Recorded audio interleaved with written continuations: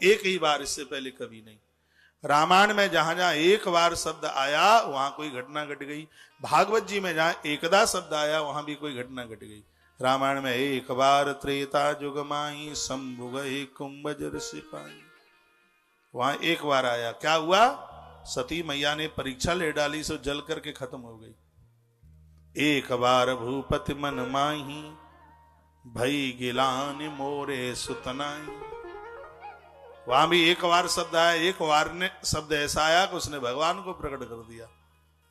एक बार कर तलवर वीणा गावत हरि गुण गान प्रवीणा, जहां जहां एक बार शब्द आया वहां कोई न कोई विशेष घटना घट गई। तो एकदा धनुर्धम्य विचरण मृगयाम बने, एक दिन राजा मृग आखेट के लिए वन में गया। तो लगा छोदित तृषितो वृषम, राजा प्यास से व्याकुल, जेठ का महीना था, बड़ी धूप थी, प्यास से राजा व्याकुल और पानी ढूंढने लगा।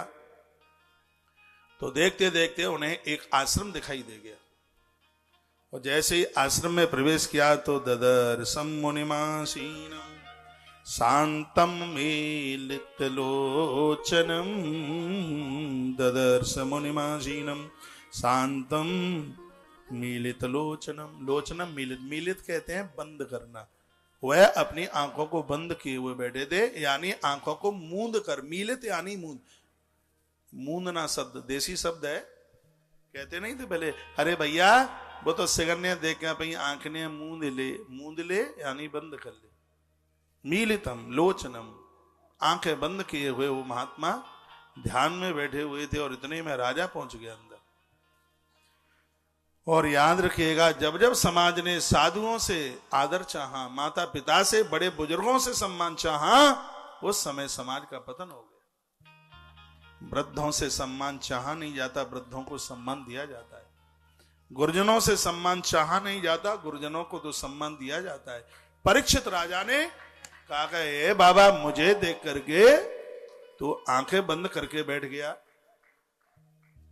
तुझे तो खड़े होकर के मेरा आदर करना चाहिए था। तुझे पता नहीं कि मैं इस देश का राजा हूं, तूने अभी तक मुझे पानी के लिए नहीं पूछा। वो तो कलयुग बैठा था खोपड़िया के ऊपर, अभी देखता हूं कि तू कितना तपस्वी है। तो भैया थोड़ी दूरी पर एक मरा हुआ सांप राजा ने बाण की नोक से उठाया और महात्मा जी के गले में डाल दिया। इतना बड़ा अपमान कर दिया। सांप, मरा हुआ सांप,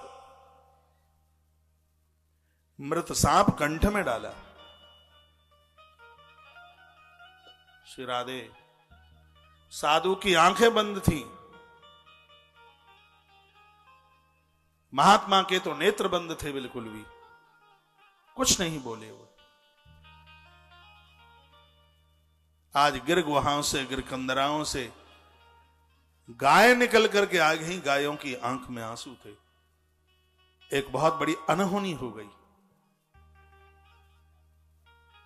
आज पंछियों की आंख में आंसू थे। आज महात्मा की कुटिया को, आश्रम को चारों तरफ से घेरते हुए ऐसा लग रहा था कि पशु पंछी शोक मना रहे हैं, क्योंकि राजा बहुत धर्मात्मा था। और अच्छे व्यक्ति से कोई ऐसा अपराध हो गया तो प्रकृति रोती है। राजा साधु का अपमान करके वहां से घर को निकल पड़ा।